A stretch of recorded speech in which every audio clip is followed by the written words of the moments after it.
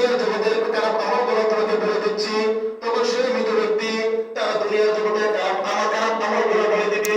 তখন সেই ব্যক্তি তার দুনিয়ার জগতে খারাপ আমলনামাগুলো বলে দিবে। তখন ওই নূর নামক ফেরেশতা তার এই আমলনামা লিখে তার গলায় ঝুলিয়ে দিয়ে ওখান থেকে চলে যাবে। সে চলে যাওয়ার সঙ্গে সঙ্গে আবার দুজন ফেরেশতা আসবে। একজনের নাম হচ্ছে মুনকার আর একজনের নাম হচ্ছে নাকির। আমরা সকলে জানি যে কবরের মধ্যে দুজন ফেরেশতা আসবে, একজন হচ্ছে মুনকার আর একজন হচ্ছে নাকির। এই দুজন ফেরেশতা এসে আপনাকে ঠিক একই প্রশ্ন করবে। তখন আপনাকে তিনটি প্রশ্ন করা হবে। আমি আগে বলেছি রাদিতু বিল্লাহি রাব্বান ওয়া বিল ইসলামি দীনান ওয়া বি মুহাম্মাদিন নাবিয়্যান সাল্লাল্লাহু আলাইহি ওয়াসাল্লাম। এজন্য আমরা এই রাসূলের হাদিসটি বেশি বেশি আমল করা দরকার। প্রতি মাগরিবের নামাজের পর, ফজরের নামাজের পর এই রাসূলের হাদিস বেশি বেশি আমাদের মুখে জারি করা দরকার।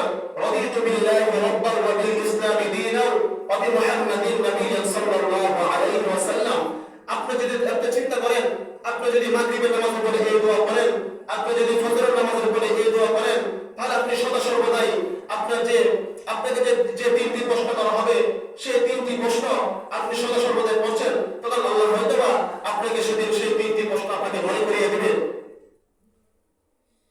যখন আপনাকে এই মুনকার এবং নাকির ফেরেশতা এসে প্রথম প্রশ্ন করা হবে, তোমার রবকে, যদি দুনিয়াতে আল্লাহ তাআলার সাথে ভালো সম্পর্ক থেকে থাকে, যদি আল্লাহর দ্বীনের সঙ্গে আপনার সম্পর্ক থেকে থাকে, তখন আপনি সঙ্গে দেবেন, আপনি সঙ্গে সঙ্গে উত্তর দেবেন রব্বি আল্লাহ, রব্বি আল্লাহ, আমার রব হচ্ছে আল্লাহ, আমার রব হচ্ছে আল্লাহ। ঠিক এভাবে আপনাকে দ্বিতীয় প্রশ্ন করা হবে, মান দীনুকা, তোমার দিন কি, মান দীনুকা, তোমার দিন কি।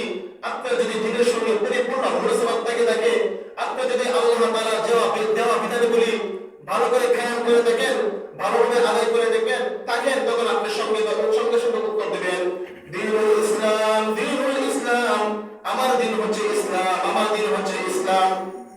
যখন আপনাকে দ্বিতীয় প্রশ্ন করা হবে, আপনাকে অন্যদিকে এক ব্যক্তির দিকে ইশারা করা হবে, বলা হবে মান হাদার রাজুল, তুমি কি এই লোকটিকে চিনো, তুমি কি এই লোকটিকে চিনো।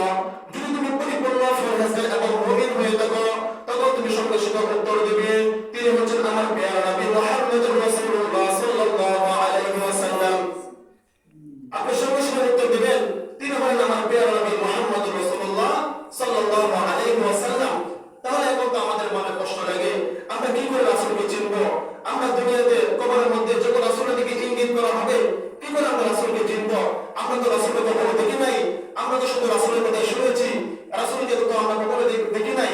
যখন আপনি দেখবেন রাসূল আরবি সাল্লাল্লাহু আলাইহি ওয়াসাল্লামের হাতের সঙ্গে আপনার হাতের মিল আছে, আপনি রাসূলের হাতের দিকে তাকাবেন, আপনি আপনার হাতের দিকে তাকাবেন, আপনি দেখবেন রাসূলের হাতের সঙ্গে আপনার হাতের মিল আছে, আপনি রাসূলের চেহারার দিকে তাকাবেন, আপনার চেহারার দিকে তাকাবেন, আপনি দেখবেন রাসূলের চেহারার সঙ্গে আপনার চেহারা মিল আছে, আপনি রাসূল সাল্লাল্লাহু আলাইহি ওয়াসাল্লামের মাথা মোবারকের দিকে তাকাবেন এবং আপনার মাথা মোবারক আপনার মাথার দিকে তাকাবেন, আপনি দেখবেন রাসূল আরবি সাল্লাল্লাহু আলাইহি ওয়াসাল্লামের মাথার সঙ্গে আপনার মাথার মিল আছে, রাসূল আরবি সাল্লাল্লাহু আলাইহি ওয়াসাল্লামের চুলের কাটিংয়ের সঙ্গে আপনার চুলের কাটিংয়ের মিল আছে, তখন আপনি সঙ্গে সঙ্গে উত্তর দেবেন তিনি হচ্ছেন আমার প্রিয় নবী মুহাম্মদুর রাসূলুল্লাহ সাল্লাল্লাহু আলাইহি ওয়াসাল্লাম।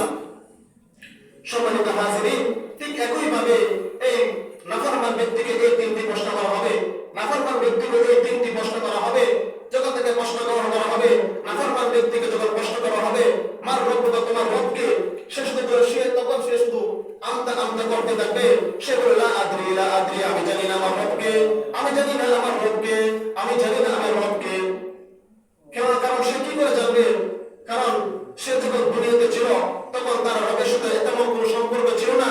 যখন সে দুনিয়াতে ছিল তখন রবের দেওয়া যে বিধানাবলী গুলো ছিল সেই বিধানাবলী কখনো সে আদায় করে নাই, তখন সে শুধু আমতা করতে থাকবে। ঠিক এমনই ভাবে তাকে দ্বিতীয় প্রশ্ন করা হবে মান দীনুকা, তোমার দিন কি, তখন সে আমতা করতে থাকবে আর বলতে থাকবে লা আদরি, লা আদরি, লা আদরি, আমি জানি না আমার দিন কি, আমি জানি না আমার দিন কি।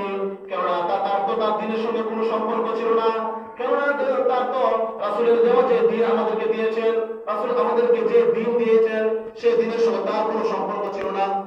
তখন সে শুধু আমতাই করতে থাকবে। আর যখন তাকে রাসূল আরবি যখন তৃতীয় প্রশ্ন করা হবে, তখন রাসূল আরবি সাল্লাল্লাহু আলাইহি ওয়াসাল্লাম থেকে এই ইঙ্গিত করা হবে, ইঙ্গিত করে বলা হবে মান হাযার রাজুল, তুমি কি এই লোকটিকে চিনো?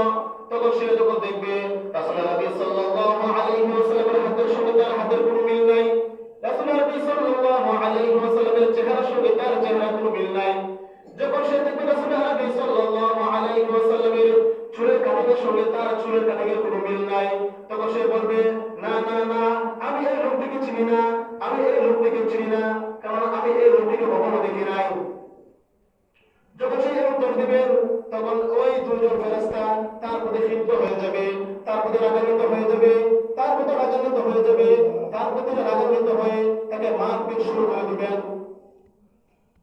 সম্মানিত হাজিরিন, এই জন্য বলি আমরা সকলে আল্লাহ তাআলা আমাদেরকে রাসূলুল্লাহ সাল্লাল্লাহু আলাইহি ওয়াসাল্লামের মাধ্যমে যে দ্বীন দিয়েছে সেই দ্বীনকে আমরা আঁকড়ে ধরি, সালাতকে আঁকড়ে ধরি, পাঁচ ওয়াক্ত সালাত কায়েম করি, পাঁচ ওয়াক্ত সালাত কায়েম করি। রাসূলুল্লাহ সাল্লাল্লাহু আলাইহি ওয়াসাল্লাম বলেন আউয়ালু মা ইউহাসাবু বিল আবদ ইয়াউমাল কিয়ামাতি সালাত, কিয়ামতের দিন বান্দা তোমার কাছ থেকে সর্বপ্রথম নামাজের হিসাব নেওয়া হবে। কিয়ামতের দিন তোমার কাছ থেকে বান্দার সর্বপ্রথম নামাজের হিসাব নেওয়া হবে। এজন্য নামাজকে আঁকড়ে ধরুন, নামাজকে আঁকড়ে ধরুন, আপনার সন্তানকে নামাজের দিকে উদ্বুদ্ধ করুন, আপনার স্ত্রীকে নামাজের দিকে উদ্বুদ্ধ করুন, আপনার মেয়েকে নামাজের দিকে উদ্বুদ্ধ করুন, আল্লাহ তাআলা দ্বীনের দিকে উদ্বুদ্ধ করুন। আপনি কেমন মুসলমান হলেন ভাই? আমার বুঝে আসে না, আপনি কেমন মুসলমান হলেন? আপনার মেয়ে আপনার রাস্তা দিয়ে বেপরোয়াভাবে চলাফেরা করে, আপনার মনে কোনো দ্বিধা জাগে না, আপনার মনে কোনো হিংসা হয় না যে আমার মেয়েকে যে মেয়েকে আমি লালিত পালিত করেছি, যে মেয়ে আমার গায়ে আমার পরে, সে মেয়ে আমার চোখের সামনে দিয়ে কি বেপরোয়াভাবে চলাফেরা করে, আমিও তাকিয়ে থাকি, আশেপাশে যে জঙ্গি ছেলেরা আছে সে ছেলেরা আমার মেয়ের দিকে তাকিয়ে থাকে। সে নাফরমান যে জঙ্গি ছেলেরা আছে সে জঙ্গি ছেলেগুলো আমার মেয়েটাকে উপভোগ করে, আমার মেয়েটাকে খায়েশের চোখে দেখে, আমার মেয়েটাকে কামভাবের চোখে দেখে। তা আপনি বাবা হয়ে আপনি কি করলেন দুনিয়া থেকে?